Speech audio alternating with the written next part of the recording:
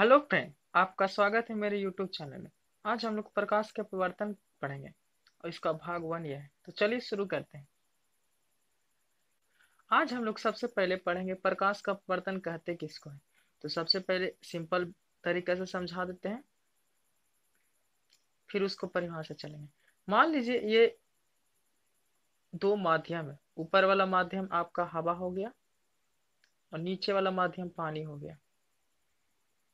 ऊपर वाला माध्यम हवा और नीचे वाला माध्यम पानी। तो जब प्रकाश हवा से पानी अर्थात एक माध्यम से दूसरा माध्यम में जाता है तो अपना दिशा बदल देता है। जाना चाहिए था इसको सीधा, लेकिन अपना दिशा क्या कर देता है, बदल देता है। तो इस घटना को प्रकाश का अपवर्तन कहते हैं।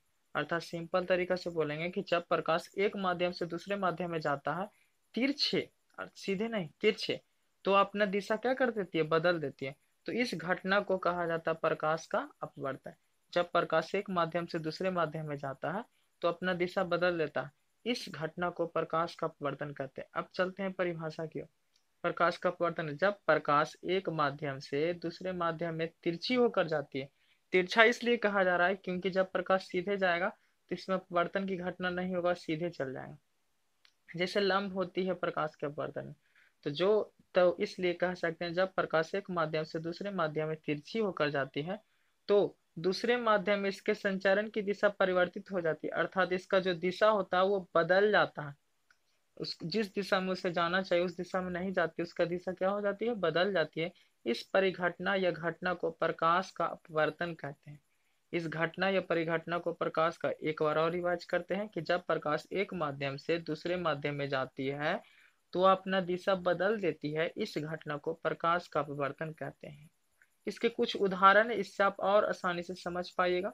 कहता है कि प्रकाश के अपवर्तन के कारण स्विमिंग पूल में तल वास्तविक स्थिति से विस्थापित प्रतीत होती है।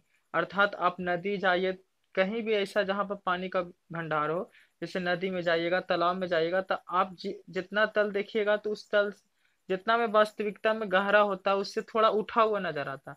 तो उठा हुआ इसलिए नजर आता है क्योंकि यह घटना किसके कारण होता है, प्रकाश के अपवर्तन के कारण। आप नदी में भी जाइएगा तो उसका जो तल होगा थोड़ा सा उठा नजर आएगा। आप जैसे मछली पकड़ने मछुआरा लोग जाता है तो उसको अंदाजा होता है कि मछली जहां पर दिख रहा है वहां पर उससे और नीचे होगा, क्योंकि प्रकाश के अपवर्तन के कारण मछली थोड़ा कहाँ दिखता है, ऊपर दिखता है, थोड़ा सा ऊपर। ठीक है। अगला देखिएगा, ये हम लोग घर में देखते हैं। पानी में आंशिक रूप से डूबी हुई पेंसिल वायु तथा पानी के अंतरपृष्ठ पर टेढ़ी प्रतीत होती है। अब जब एक गिलास ले लीजिए, उसमें आप पेंसिल को डाल लीजिए। तो जब पेंसिल को डालिएगा तो देखिएगा कि पेंसिल जो है थोड़ा तिरछा टेढ़ा नजर आएगा। तो ऐसा किस घटना के कारण होता है, तो प्रकाश के अपवर्तन के कारण होता है। ठीक है। तीसरा कहता है कांच के गिलास में पड़े नींबू वास्तविक आकार से बड़े। ये तो साफ काफी अच्छा से गया। एक कांच का गिलास लीजिए, उसमें पानी डाल दीजिए और उसमें जब एक नींबू को डाल देंगे तो नींबू वास्तविक आकार से काफी बड़ा दिखता है। ऐसा इसलिए क्योंकि उसमें किस घटना, कौन सा घटना हो रहा है, प्रकाश का अपवर्तन। ठीक है। कहता है कागज पर लिखे शब्द ग्लास स्लैब से देखने पर ऊपर उठा हुआ प्रतीत होता है। अगर आप कागज पर लिखा हुआ शब्द को ग्लास के कोई आकृति से देखिएगा तो थोड़ा सा ऊपर नजर आएगा। ऐसा इसलिए क्योंकि उसमें कौन सा घटना हो रहा है, तो प्रकाश का अपवर्तन।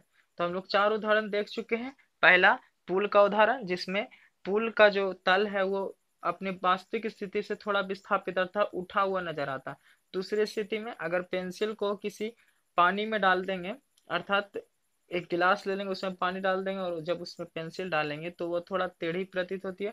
जब कांच के गिलास में पड़े नींबू वास्तविक आकार से कैसा प्रतीत होता है, बड़ा प्रतीत होता है। और कांच कागज पर लिखे शब्द गिलास स्लैब से देखने पर थोड़ा क्या नजर आती है, उठी नहीं। ये प्रकाश के